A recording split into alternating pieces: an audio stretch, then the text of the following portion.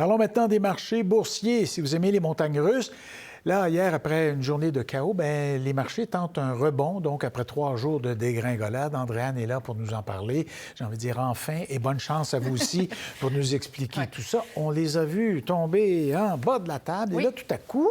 Un petit rebond. Oui. La question que je vous pose, c'est combien de temps ça va durer? On ne le sait pas parce que la volatilité reste extrême. On parlait un petit peu plus tôt de cet affrontement entre les États-Unis et la Chine. S'il y a escalade, est-ce que les marchés vont mal réagir encore? Donc, ce n'est pas gagné, mais oui, ça fait quand même un peu de bien de voir du vert sur les marchés boursiers. Je vais vous montrer les chiffres du côté de l'Asie. C'est un rebond assez important, là, surtout du côté du Japon, parce qu'on a des échos de négociations qui sont en cours entre Tokyo et Washington concernant les tarifs douaniers, donc c'est 6 un peu moins là, du côté de la Chine et de Hong Kong. Je vous rappelle qu'Hong Kong hier a connu sa pire séance depuis 1997. C'était 13 de recul pour l'indice de Hong Kong. Alors, on a à peu près d'ailleurs la même tendance là, du côté de l'Europe en ce moment, 2,5 et les premiers indicateurs laissent croire que ça pourrait grimper un peu sur Wall Street au début de la journée.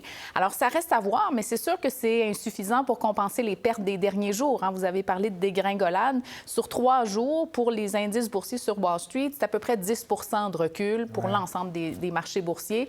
D'ailleurs, pour le S&P 500, c'est la pire séquence en 3 jours depuis le crack de 1987. Pour le Nasdaq, on n'avait pas vu ça depuis l'éclatement de la bulle techno.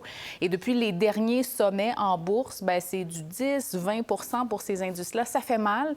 Et d'ailleurs, ça augmente les risques de perturbations économiques. C'est ce que va nous dire l'économiste Jimmy Jean. Avec l'impact sur les marchés financiers, le choc, le resserrement en conditions financières qui va venir heurter du patrimoine. On parle de 10 000 milliards de patrimoine qui a été érodé seulement dans les 2 premiers jours. C'est certain que si ça reste comme ça va avoir des effets profonds, incluant sur l'économie américaine. Donc, ça va être très difficile pour l'économie américaine de s'en sortir sans récession. Et puis là, on a entendu ceux qui en ont beaucoup du patrimoine, qui se sont prononcés, des PDG, il y a des milliardaires, des gens qui gèrent des fortunes amples, etc., des fonds, et qui ont dit à Trump, là, c'est trop, là, il faut modérer ça un peu. Des gens qui gèrent aussi les petites économies des investisseurs et qui sont préoccupés pour l'ensemble des marchés boursiers, pour le patrimoine des petits et des grands et qui, effectivement, ne se gênent plus maintenant pour critiquer. Entre autres, un des cofondateurs de Home Depot, qui a été un grand donateur de Donald Trump pendant sa campagne électorale, il s'appelle Ken Langone, et il a dit ceci, que les tarifs douaniers américains de 46 sur le Vietnam, c'est n'importe quoi. Les tarifs de 34 sur la Chine sont trop agressifs, trop rapides. Il dit, je ne comprends pas la formule. Je crois que Trump a été mal conseillé. Il ne comprend pas comment on est arrivé à ces chiffres-là. Et là, je vous ai enjolivé le tout parce qu'il y avait plusieurs mauvais mots dans sa citation lorsqu'il s'est adressé au Financial Times. C'est ça. Lui, son bois, d'ailleurs, il prend où, lui? Voilà, vous comprenez ce que je veux dire? Alors déjà, il doit être un peu irrité. Absolument. Et il croit effectivement que tout ça est arbitraire, craint les chocs, comme ceux qu'on a entendus dans les derniers jours. Là. Le grand patron de JP Morgan, Jamie Dimon, qui disait toutes les incertitudes qui s'accumulent, ça va avoir des effets négatifs là, et ce sera difficile à inverser. Ça, c'est important, cet aspect-là, c'est-à-dire que on pourrait avoir des effets durables sur l'ensemble de l'économie américaine. Même si on finissait par lever les tarifs, le mal est fait parce qu'il y a des partenaires économiques qui vont tourner le dos, si vous voulez, aux États-Unis.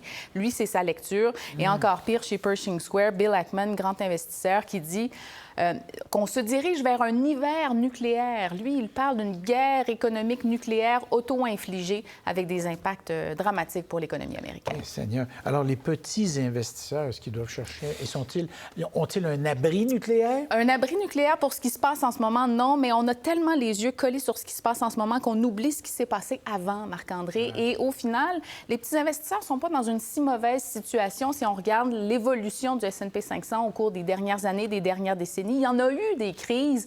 Le crack de 1987, la bulle techno, la crise financière, la pandémie. Malgré tout, ça grimpe tout le temps. Vous voyez la progression, là, c'est tout de même une tendance vers le haut, peu importe ce qui arrive. Et si on regarde la valeur des portefeuilles dans l'S&P 500, l'an passé, c'était 23 Depuis 20 ans, ça a grimpé de 320 Donc oui, on accuse un choc en ce moment, mais de manière générale, les investisseurs se sont quand même enrichis sérieux. C'est pour ça qu'on entend les spécialistes et des conseillers, sans doute, et je les répète là, très, très généralement, disent « Sortez pas votre argent tout de suite. Là. On s'accroche pendant la tempête, mais oui, lorsqu'il y a des reculs importants, ça finit éventuellement par rebondir. C'est très bien. Merci beaucoup, Andréane. Au revoir.